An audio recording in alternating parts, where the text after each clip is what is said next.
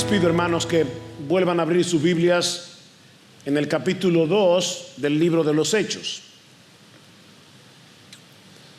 Hay momentos en la historia que lo cambian todo. Eventos que marcan un antes y un después en la historia de la humanidad. Uno de esos eventos fue el lanzamiento de la primera bomba atómica sobre Hiroshima el 6 de agosto de 1945. 3 días después, otra bomba atómica en Nagasaki. Nunca antes el mundo había visto un despliegue de energía tan catastrófico. A partir de ese momento, el mundo vería o implementaría reglas muy diferentes para los conflictos globales. Las guerras cambiarían para siempre.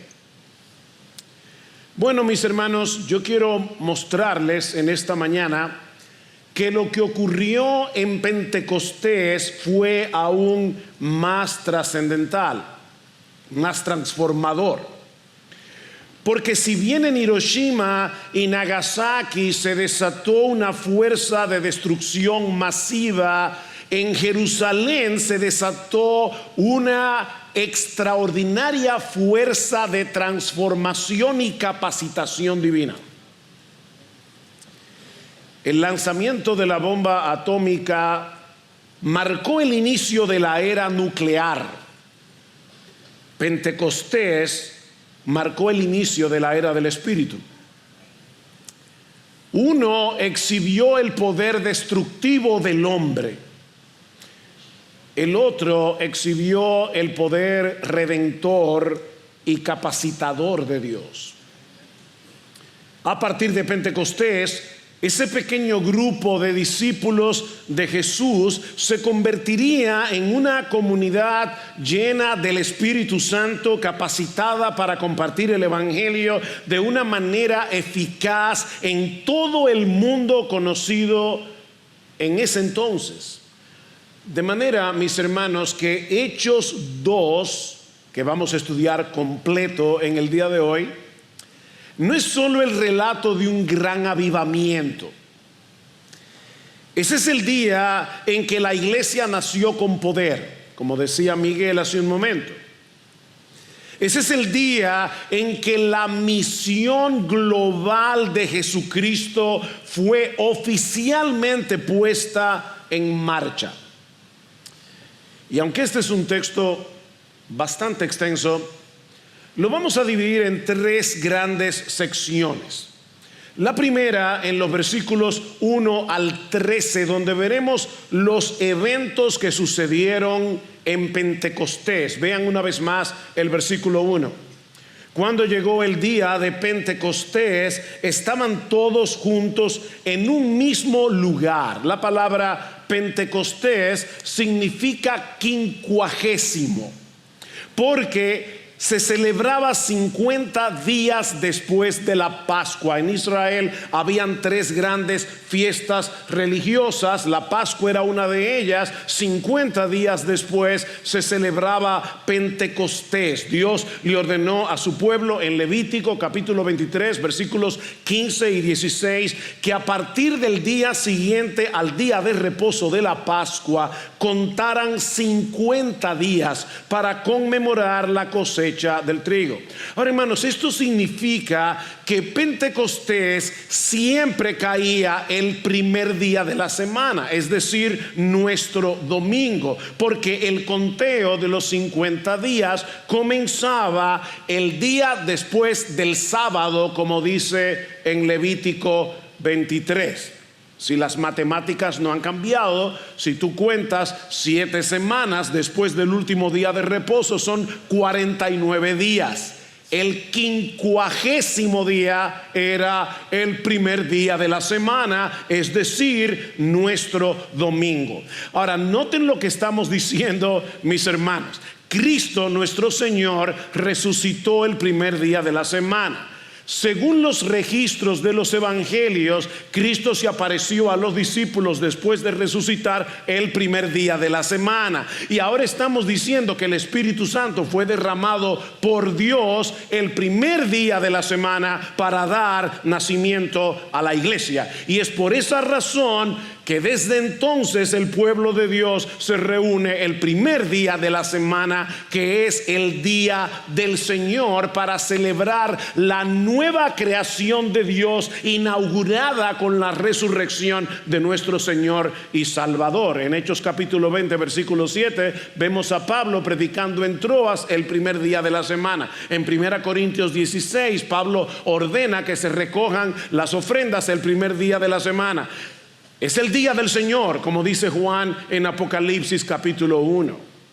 Ahora, los eventos que ocurrieron ese día en Pentecostés, narrados por Lucas en Hechos capítulo 2, están cargados de un profundo significado. Vean los versículos 2 y 3. De repente vino del cielo un ruido como el de una ráfaga de viento. Noten, no fue un viento lo que llegó a la casa, sino un ruido como el de una ráfaga de viento impetuoso que llenó toda la casa donde estaban sentados. Y se les aparecieron lenguas como de fuego, otra vez. Lenguas como de fuego que repartiéndose se posaron sobre cada uno de ellos. A lo largo de la historia de la redención, tanto el fuego como el sonido de un viento impetuoso han sido asociados con la poderosa presencia de Dios en medio de su pueblo. Cuando Dios descendió sobre el Sinaí en Éxodo capítulo 19, dice que hubo truenos y relámpagos y espesa nube sobre el monte. Cuando se inauguró el tabernáculo, cuando se inauguró el templo, dice que esa gloria de Dios que guió a los judíos a través del desierto en una columna de nube y de fuego, esa gloria de Dios llenó el tabernáculo, esa gloria de Dios llenó el templo de Salomón. Y lo que Lucas nos está diciendo es que lo mismo sucedió en Pentecostés. La presencia de Dios, noten el versículo 2, llenó toda la casa donde estaban reunidos. Mis hermanos, la gloria de Dios en Jerusalén ese día, ese domingo, llenó una casa común y corriente donde estaban reunidos los discípulos. Mis hermanos, ¿ustedes se dan cuenta de lo que está sucediendo aquí? Dios está iniciando la construcción de un nuevo templo.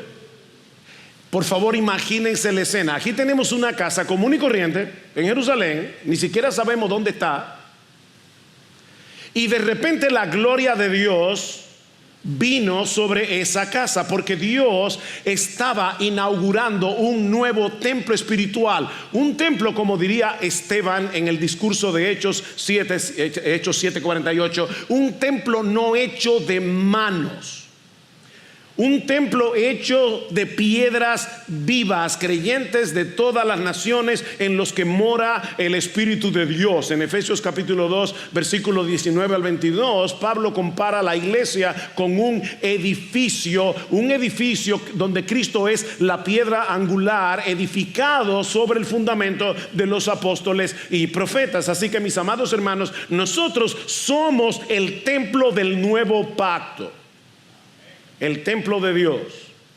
Es por esa razón que particularmente no me agrada llamarle a los edificios donde se reúnen las iglesias templo. Eso es un problema, porque hace creer a las personas que este edificio de cemento y de varillas es un templo. No, mis hermanos, esto es un edificio. El templo somos tú y yo. Nosotros somos el templo de Dios.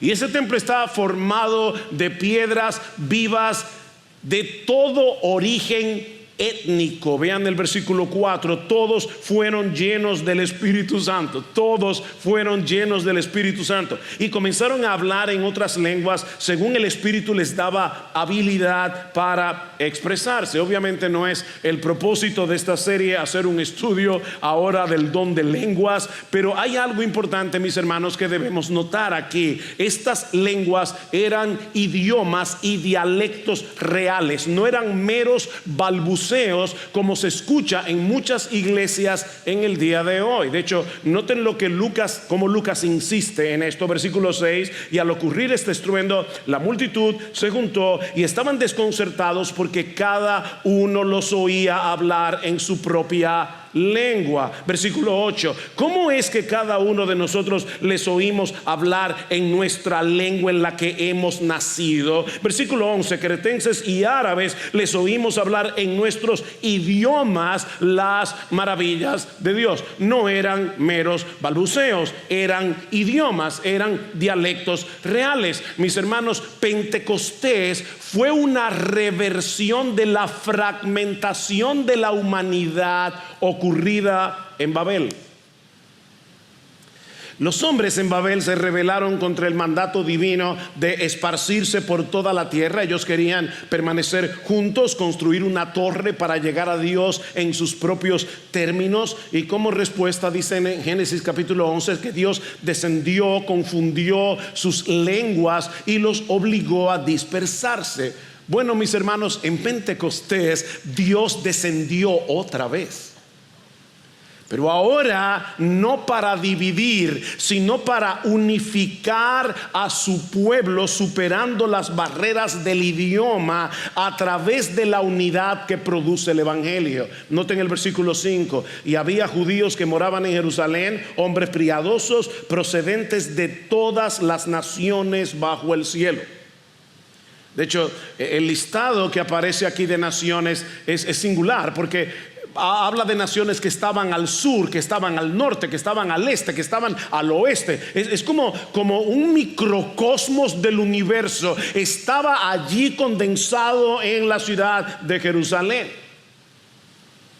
Y de repente todos ellos comenzaron a escuchar a los apóstoles, galileos la mayoría de ellos, hablando en otras lenguas. Dios estaba comenzando a formar un solo pueblo bajo el señorío de Jesucristo.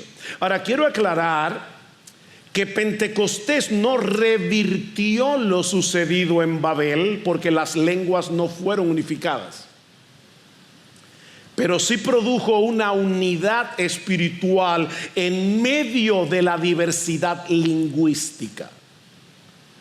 Como dice un comentarista, Dios es glorificado en la unidad que exalta a Cristo en medio de la bendita diversidad. No hay que hablar la misma lengua para ser uno. De paso, yo sé que una curiosidad que tienen algunos es: ¿qué idioma hablaremos en el cielo? Yo creo que todos los creyentes de cada país piensan que es en su lengua. Otros creerán que es en hebreo. Bueno, yo no quiero ser dogmático con lo que voy a decir ahora, no soy dogmático, pero yo creo lo que cree Donald Carson al respecto, un erudito del Nuevo Testamento, que cuando lleguemos al cielo cada uno hablará en su propia lengua. Y probablemente Cristo será más ampliamente glorificado con ese mar de culturas. Y no se preocupen, todos nos vamos a entender. Tendremos la eternidad para aprender mandarín, todos nos vamos a entender. Ahora vuelvo y repito, yo no soy dogmático con eso. Lo que sucedió en Pentecostés, mis hermanos, fue glorioso. La presencia de Dios, la presencia de Dios descendió, no en un monte como en el Sinaí, no en un edificio, descendió en un pueblo, llenándolos con su espíritu, capacitándolos para la tarea que tenían por delante. ¿Y cómo reaccionaron los habitantes de Jerusalén cuando escucharon este estruendo, cuando escucharon a estos hombres hablar en otros idiomas? Vean el versículo 12, dice: todos estaban asombrados y perplejos, diciéndose unos a otros, ¿qué quiere decir esto? Pero otros se burlaban y decían, están borrachos. Increíble, algunos estaban asombrados, perplejos, querían más información, decían, ¿qué quiere decir esto? Y de paso, el discurso de Pedro a partir del versículo 14 es la respuesta a esta pregunta. Pedro tomó en serio la pregunta. Les voy a decir qué quiere decir esto. Pero al mismo tiempo, mientras un grupo está interesado en saber lo que está pasando, otros simplemente comienzan a burlarse y a decir que este grupo de hombres estaba borracho. Ahora, esto nos recuerda algo muy importante, que el predicar, cuando nosotros predicamos el evangelio, no todos aceptarán el mensaje. De paso, el rechazo al mensaje del evangelio es un tema recurrente en el libro de los Hechos. Si leen Hechos con cuidado, se van a dar cuenta que en los 28 capítulos del libro de los Hechos, el evangelio es rechazado. Comenzando con el rechazo de Judas en el capítulo 1. Los únicos 2 capítulos en donde no aparece un rechazo del evangelio en los Hechos es el capítulo 3 y el capítulo 10. Ahora, esto es interesante porque el capítulo 3 se completa en el capítulo 4, donde sí hay rechazo, y el capítulo 10 se completa en el capítulo 11, donde también hay rechazo. Así que podemos decir que en cada capítulo del libro de los Hechos el evangelio es rechazado. Mira, mi hermano, tú debes prepararte, dice la Biblia, estad siempre preparados para presentar defensa con mansedumbre y reverencia ante todo el que demande razón de la esperanza que hay en vosotros. Pero déjame advertirte algo: por más capaz que tú seas de compartir el evangelio con otros, debes esperar rechazo. Debes esperar que algunos te rechacen. Y a veces con los argumentos más absurdos. Estos galileos están hablando en otros idiomas y ellos dicen que están borrachos. Como dice, se pregunta Albert Mohler, ¿quién ha conocido a un borracho que de repente pudiera hablar un idioma extranjero que no conoce? O sea, ¿ustedes creen que una botella de whisky puede poner a una persona a hablar francés? Es absurdo. Mis hermanos, esto es un buen ejemplo de lo que ocurre cuando los incrédulos rehúsan rendirse ante la autoridad de Jesús y terminan haciendo el ridículo. Bien, es esta reacción mixta la que da lugar a la predicación de Pedro a partir del versículo 14. Lo que nos lleva a nuestro segundo encabezado. Ya vimos los eventos de Pentecostés. Veamos ahora en segundo lugar el significado de Pentecostés. Versículo 14. Entonces, nada más y nada menos que Pedro, poniéndose en pie con los 11, alzó la voz y les declaró. Y ahí comienza el discurso. Pero deténganse ahí, hermanos. Pedro. Este es el mismo Pedro que tantas veces reaccionó de manera impetuosa durante el ministerio de Jesús. Este es el mismo Pedro que regañó a Jesús, ¿recuerdan en Mateo? Cuando Jesús anunció su muerte. Este es el mismo Pedro que con insistencia y juramento le dijo a Jesús que él estaba dispuesto a morir por él, y esa misma noche lo negó 3 veces. El mismo Pedro. ¿Qué ha pasado aquí? Pentecostés. Este es el poder del Espíritu Santo, que puede tomar a un hombre común y corriente, a un hombre con muchos defectos, y convertirlo de repente en un poderoso predicador del evangelio. El poder del Espíritu Santo. Versículo 14 otra vez. Entonces Pedro, poniéndose en pie con los 11, alzó la voz y les declaró: varones judíos y todos los que vivís en Jerusalén, sea esto de vuestro conocimiento y prestad atención a mis palabras, porque estos no están borrachos como vosotros suponéis, pues apenas es la hora tercera del día en la forma en que se contabilizaban las horas. Son las 9 de la mañana. Obviamente ahora puede ser que el argumento no funcione, pero en ese tiempo era raro que una persona estuviera borracha a las 9 de la mañana. Sino que esto es lo que fue dicho por medio del profeta Joel. Ustedes recuerdan qué fue lo que estuvo haciendo Jesús durante los 40 días después de la resurrección. Estuvo instruyendo a los discípulos de cómo interpretar correctamente el Antiguo Testamento. Y aquí tenemos un buen ejemplo de esto.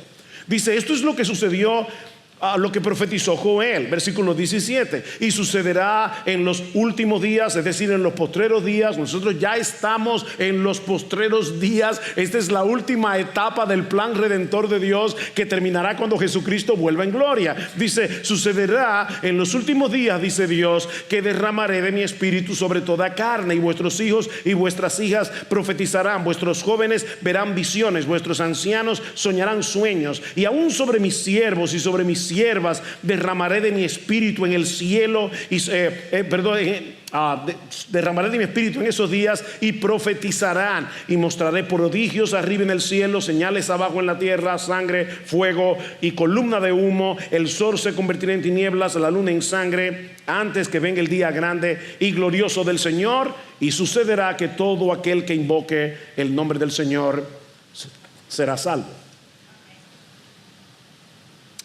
Durante la época del Antiguo Testamento, el Espíritu Santo obraba en los creyentes. Alguien me preguntó recientemente, pastor, ¿en el Antiguo Testamento el Espíritu Santo obraba en los creyentes? Por supuesto que sí, porque si el Espíritu Santo no regenera a una persona, nadie hubiera sido salvo en el Antiguo Testamento. Ellos también eran pecadores, ellos también estaban muertos en sus delitos y pecados. Por eso Ezequiel habla de profetizar sobre huesos secos, pero tiene que venir el Espíritu para darles vida. Así que obraba el Espíritu Santo en el Antiguo Testamento, sí, pero su obra capacitadora no era universal, sino que estaba restringida a ciertos individuos que eran investidos con poder para desempeñar tareas específicas de liderazgo: los reyes, los profetas, los sacerdotes.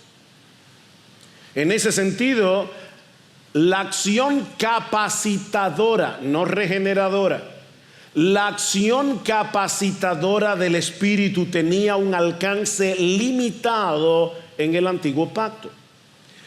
Pero hay un episodio en la historia de Israel que revela el anhelo de una obra más amplia del Espíritu, un anhelo que anticipa la profecía de Joel que Pedro cita en Hechos 2. Y este episodio se encuentra en Números capítulo 11. No tienen que buscarlo, le voy a relatar la historia. Pero camino a la tierra prometida, el pueblo de Israel se quejó contra Dios. Ellos deseaban comer carne. Moisés se siente abrumado por la carga de tener que liderar un pueblo tan terco, un pueblo tan obstinado. Así que Moisés le clama al Señor, y Dios le concede 70 hombres para que compartan el peso del liderazgo. ¿Y qué hace Dios? Derrama su espíritu sobre estos 70 hombres y comienzan a profetizar.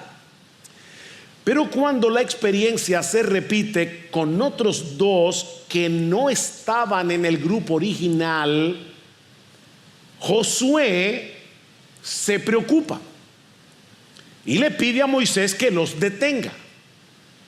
Y ahora escuchen la respuesta de Moisés. Pero Moisés le dijo: ¿tienes celos por causa mía? Ojalá todo el pueblo del Señor fuera profeta, y que el Señor pusiera su espíritu sobre todos ellos. Oigan el anhelo de Moisés: ojalá todo el pueblo del Señor fuera profeta. Ojalá Dios pusiera su espíritu sobre todos ellos para capacitarlos. Bueno, mis hermanos, este anhelo expresado por Moisés es lo que Dios promete hacer 6 siglos después por medio del profeta Joel: derramaré mi espíritu sobre toda carne. Lo que en el Antiguo Testamento estuvo limitado a unos pocos, ahora sería derramado de manera abundante y universal. Por un lado, el derramamiento del Espíritu no estaría restringido a Israel. La promesa abarcaría a todos los que invoquen el nombre del Señor, sin importar su nacionalidad. Versículo 21. De hecho, Pablo cita ese mismo pasaje en Romanos capítulo 10 para subrayar que el Evangelio no hace distinción entre judíos y gentiles. La salvación es para todo aquel que invoque el nombre del Señor.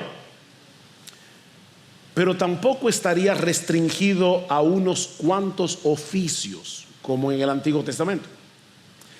Joel profetiza que en el nuevo pacto hijos e hijas, jóvenes y ancianos, siervos y siervas recibirían el Espíritu. ¿Lo ven en el versículo 17 y 18? Esto es lo que algunos han llamado la democratización del Espíritu.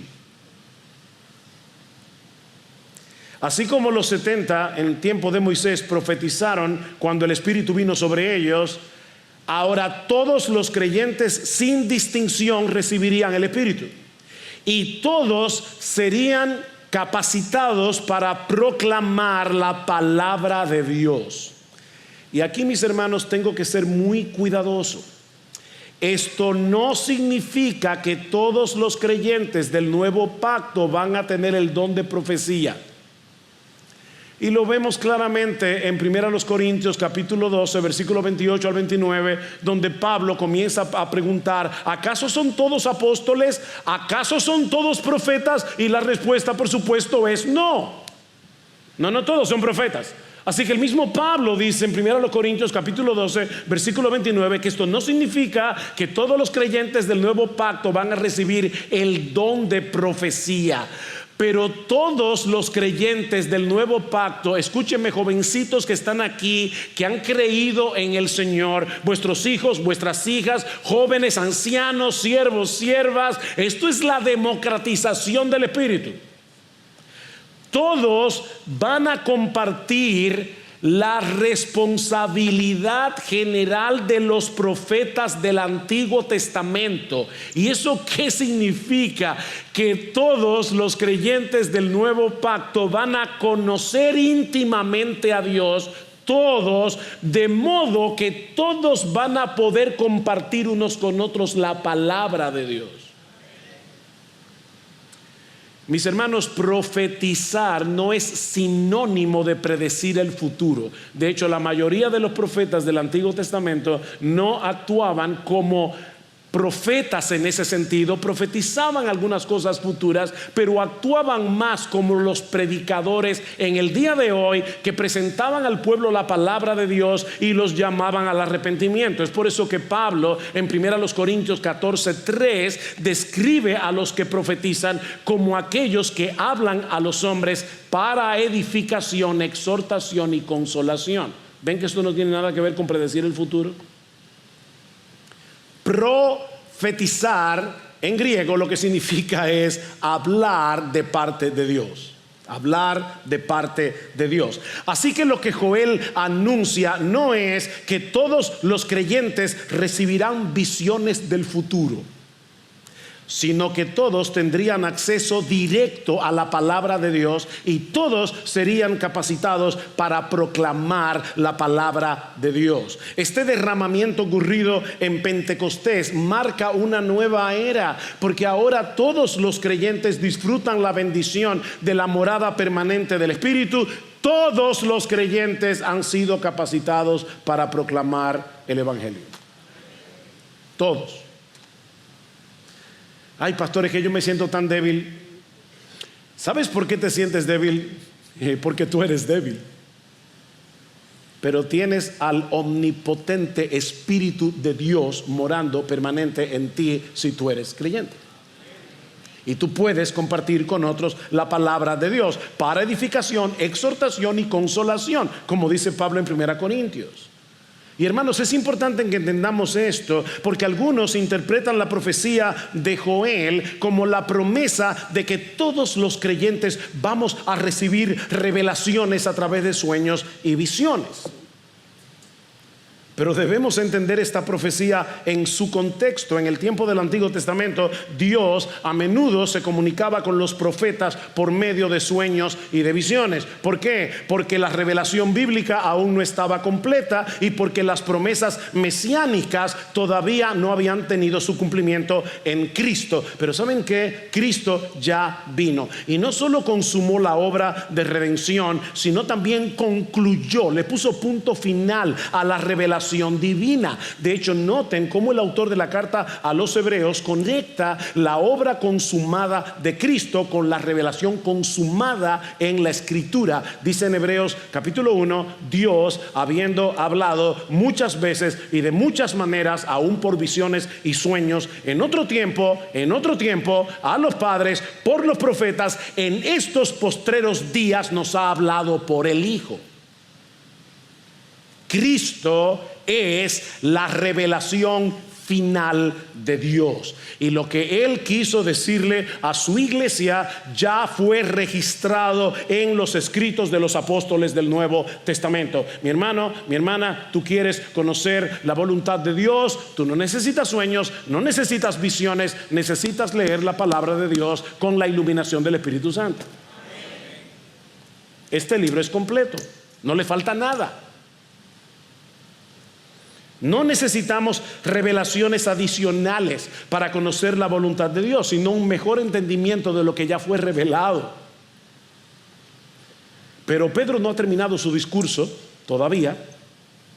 Ahora él va a demostrar que el derramamiento del Espíritu en Pentecostés es una consecuencia directa de la obra de Cristo en la cruz. Versículo 22. Varones israelitas, escuchad estas palabras. Jesús el Nazareno, varón confirmado por Dios entre vosotros con milagros, prodigios y señales que Dios hizo en medio de vosotros a través de él, tal como vosotros mismos sabéis, a este entregado por el plan predeterminado y el previo conocimiento de Dios, clavasteis en una cruz por manos de impíos y le matasteis.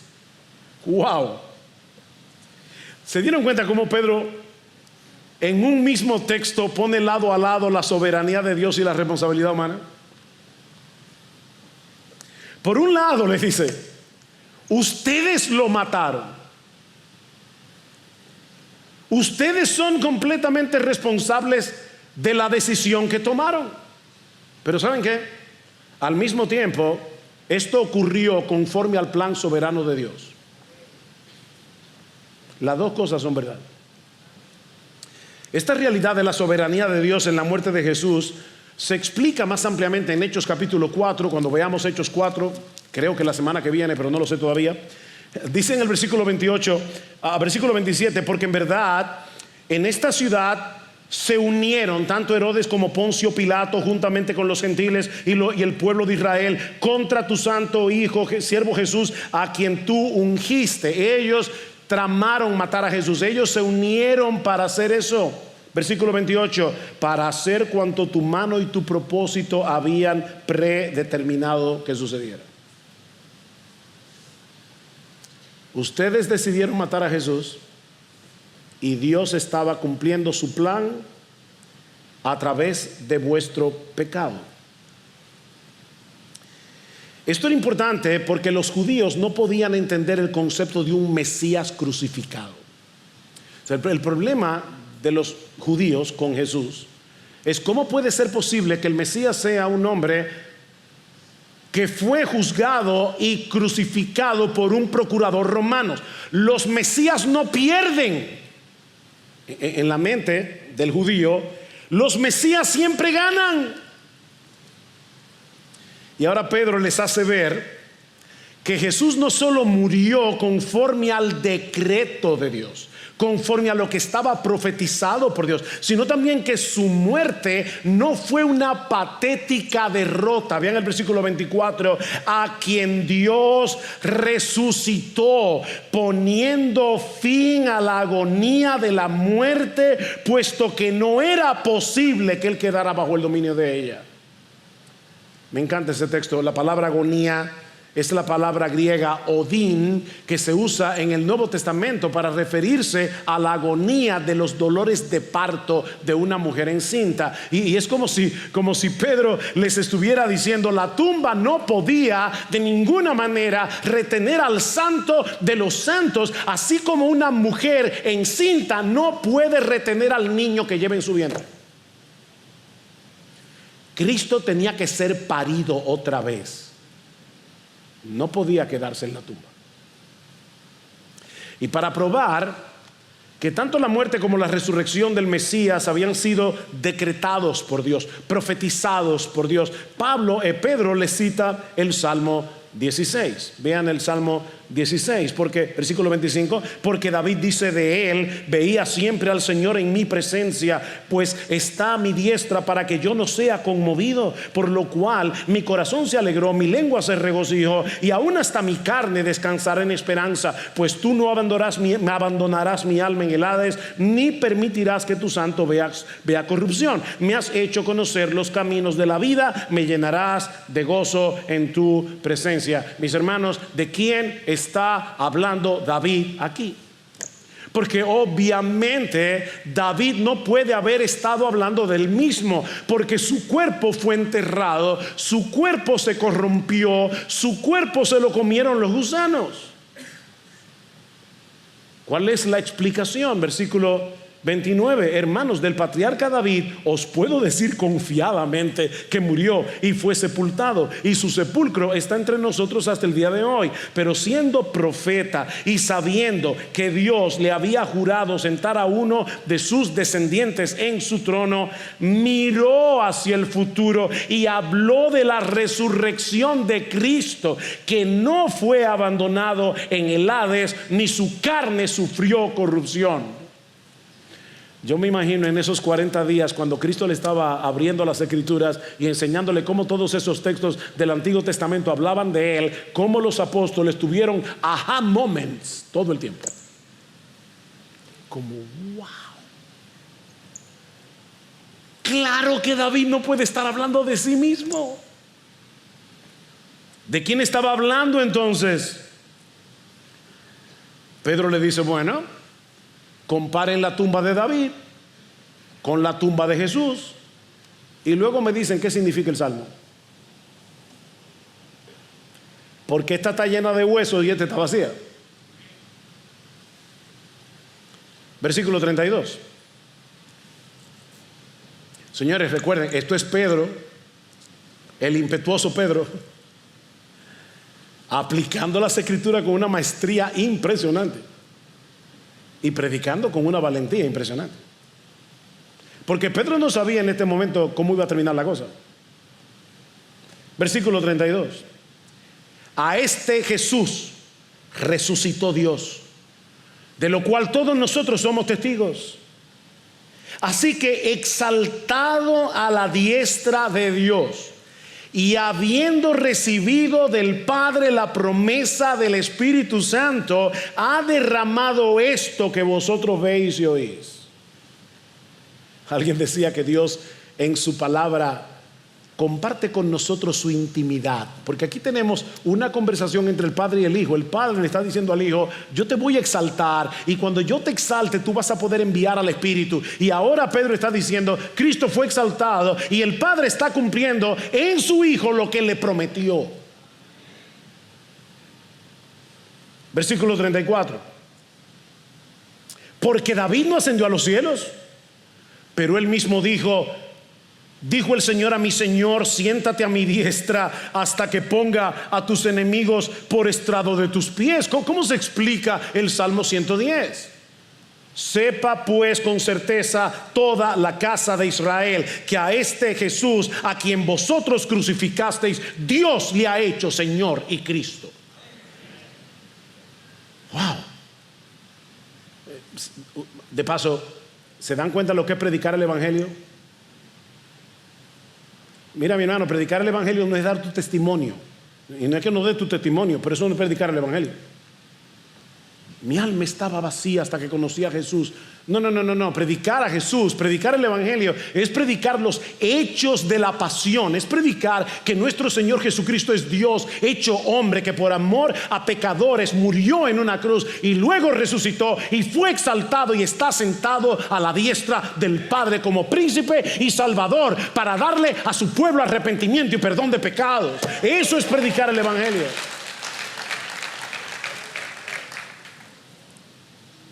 Esta es una poderosa presentación del Evangelio que demanda una respuesta, porque déjame decirte algo, mi amigo, escúchame con atención. Nadie puede permanecer indiferente ante el Rey del universo. Y Pedro está diciendo: a este Jesús que fue crucificado, Dios lo ha exaltado, le ha hecho Señor y le ha hecho Cristo, el Mesías. Y yo te pregunto, mi amigo, ¿qué tú vas a hacer con ese Rey? Porque nadie puede permanecer indiferente ante el Rey del universo. O te rindes a su señorío, o tú decides tomar la temeraria decisión de desafiar su autoridad. Y déjame decirte, mi amigo, nadie que desafíe la autoridad de Jesús va a salir ganando.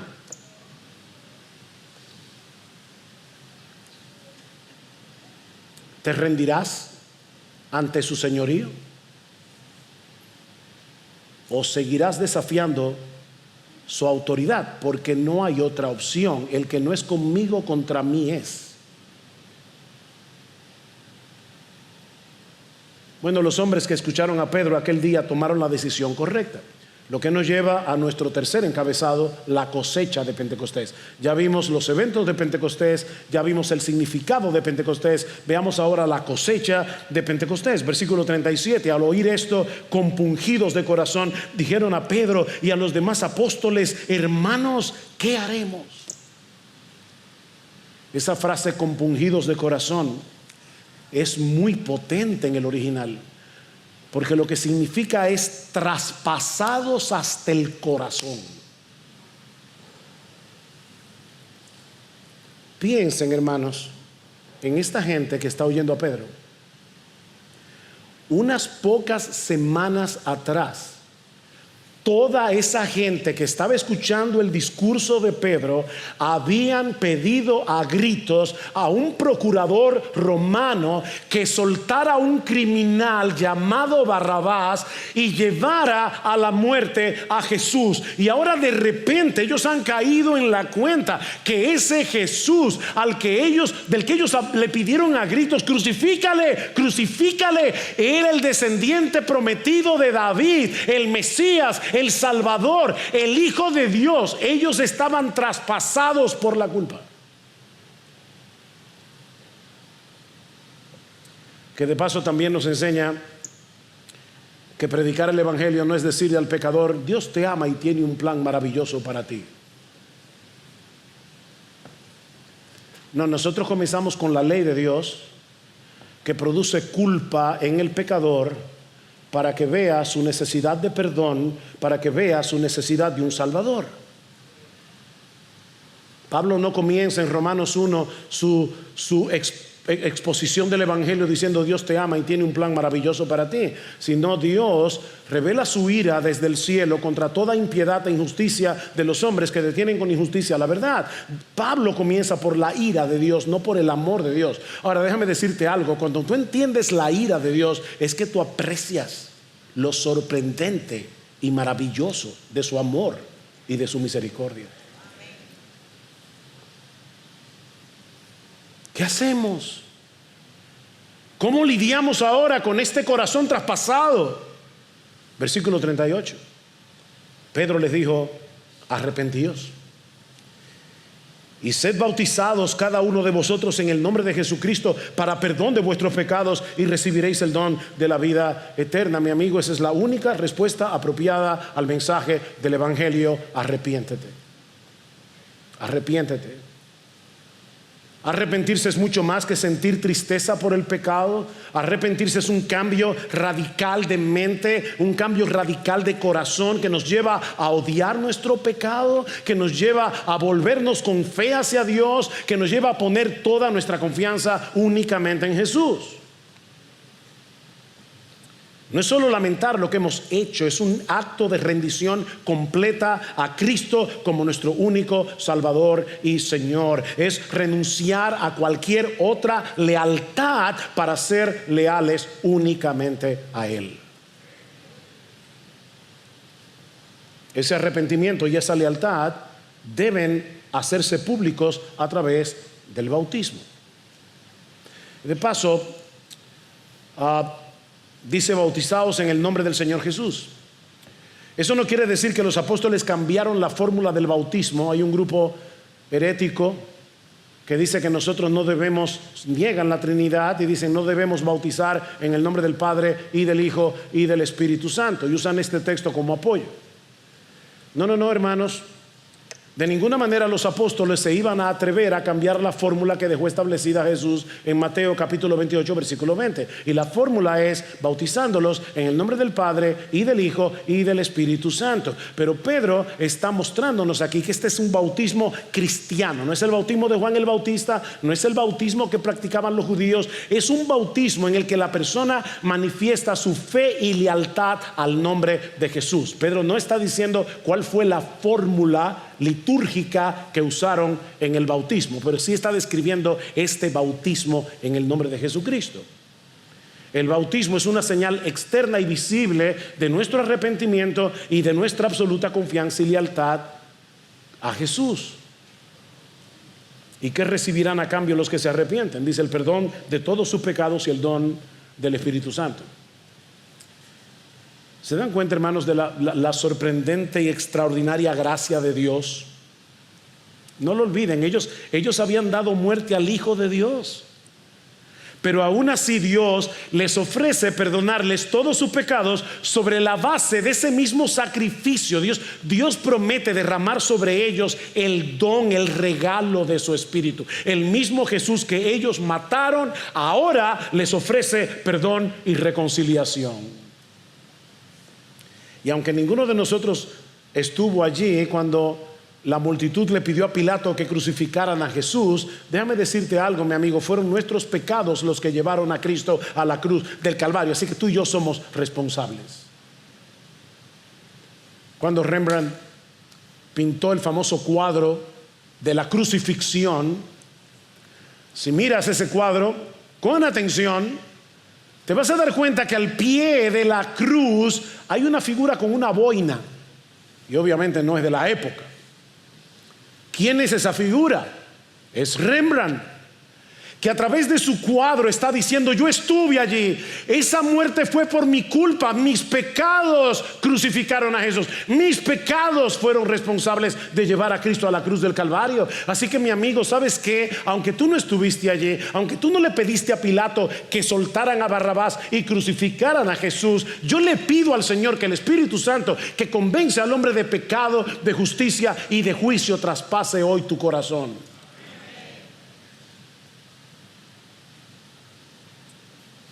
Versículo 39.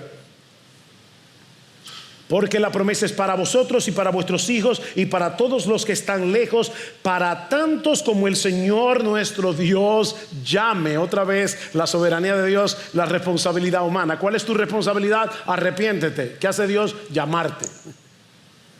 Versículo 40. Y con muchas otras palabras. Noten, hermanos, Lucas no registró el sermón completo de Pedro.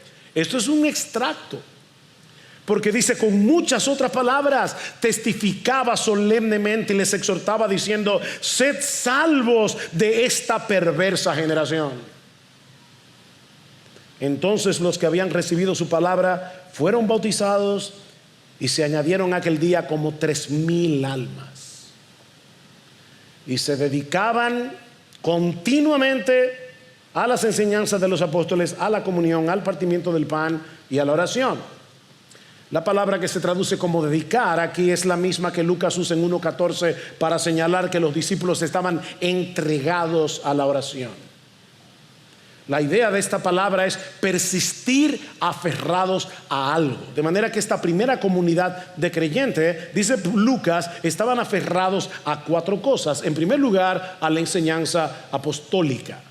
a la enseñanza apostólica. Los apóstoles traspasaron fielmente todo lo que Jesús les había enseñado. Y mis hermanos, ese es el fundamento sobre el que está edificada toda verdadera iglesia del Señor. La enseñanza de los apóstoles, que ha sido registrada en el Nuevo Testamento por inspiración del Espíritu. Esa no fue la encomienda que Jesús les dejó, enseñándoles a guardar todo lo que yo les he mandado. En segundo lugar, estaban aferrados a la comunión unos con otros. Así como persistían en la doctrina apostólica, estos creyentes entendieron que ahora formaban parte de una comunidad. La comunidad cristiana es el lugar donde experimentamos el amor de Cristo de maneras tangibles. Es en la comunidad donde somos edificados, donde somos corregidos, donde somos alentados mutuamente. Tú no puedes ser cristiano en solitario. La fe no es un viaje solitario, es una peregrinación que hacemos juntos, sostenidos por la gracia de Dios y el apoyo de nuestros hermanos y hermanas. En tercer lugar, también se dedicaban al partimiento del pan, y esto incluye probablemente tanto la celebración de la cena del Señor como el hecho de que ellos habitualmente comían juntos. Escuchaba en estos días a alguien que decía: ¿saben que uno de los problemas por los que no invitamos gente a la casa es por el orgullo? Ay, que las sillas no están así, que la comida no es asado. Olvídate de eso. Invita a la gente a tu casa. Estaban tan conectados unos con otros que en cosas tan cotidianas como compartir los tiempos de comida. Y en cuarto lugar, dice que también persistían en la oración. Noten que esto no era algo que ellos hacían de manera ocasional o en tiempos de crisis. Era una expresión constante de su dependencia en Dios. Para ellos la oración era el aliento de la vida cristiana, era la respuesta natural de un corazón transformado por el Evangelio. Mis hermanos, la oración no es una opción ni es un complemento en la vida cristiana. Es una necesidad urgente y vital para cada creyente y para cada iglesia. El cristianismo no es un esfuerzo humano, es una obra sobrenatural sostenida por la gracia de Dios.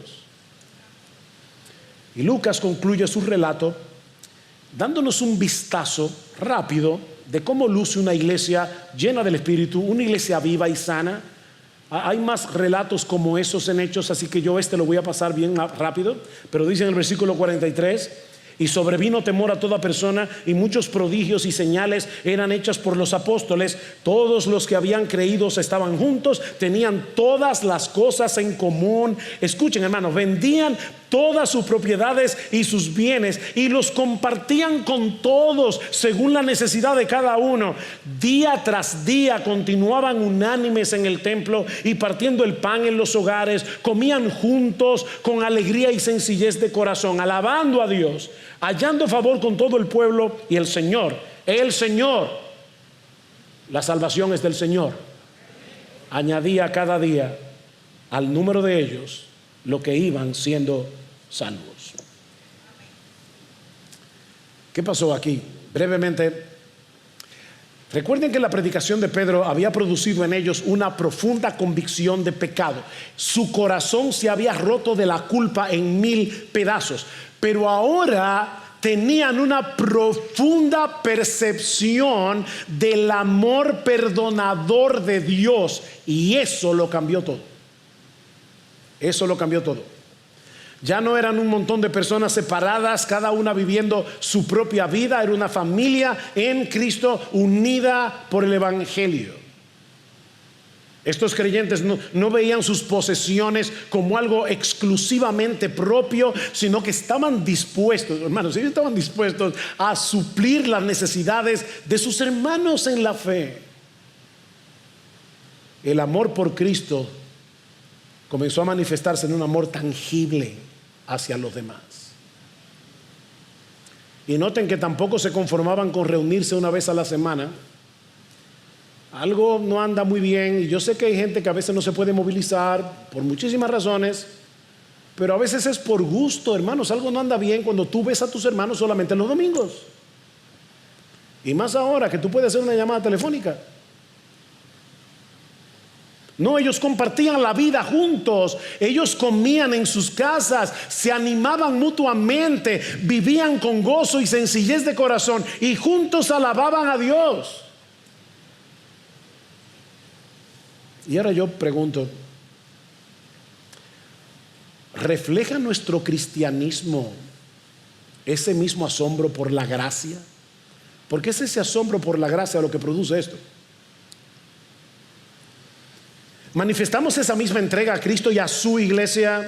El mismo amor sacrificial, la misma disposición a compartir nuestra vida con otros. La realidad es que no podemos esperar el mismo impacto allá afuera sin compromiso aquí adentro. ¿Me escuchaste? ¿Qué dice el versículo? Sobrevino temor a toda persona. ¿Por qué? Ellos estaban viendo lo que estaba sucediendo en esta comunidad de gracia. Mis hermanos, no podemos esperar impactar al mundo allá afuera sin ese compromiso aquí adentro. La iglesia no es un evento dominical. No, la iglesia es una comunidad de discípulos que viven para la gloria de Dios, proclamando el evangelio con sus palabras, modelándolos con sus vidas. Después de todo, mi hermano, mi hermana, el mismo espíritu que transformó al impulsivo Pedro en un poderoso y valiente predicador, el mismo espíritu que cambió los corazones egoístas, orgullosos, egocentristas de estos primeros discípulos y formó con ellos una comunidad, es el mismo espíritu que nos ha transformado a ti y a mí si somos cristianos. Óyeme, mi hermano, una persona divina nos está ayudando desde adentro para que vivamos un cristianismo comprometido. Por favor, entiende esto: el Espíritu Santo es la tercera persona de la Trinidad. Una persona divina ha venido a vivir dentro de nosotros para ayudarnos desde adentro, para que vivamos un cristianismo comprometido, para que luchemos diariamente contra la mediocridad espiritual, para que sigamos asombrándonos de la gracia, de la bendita gracia de nuestro glorioso Señor y Salvador Jesucristo, aunque hayamos creído en Él hace 50 años.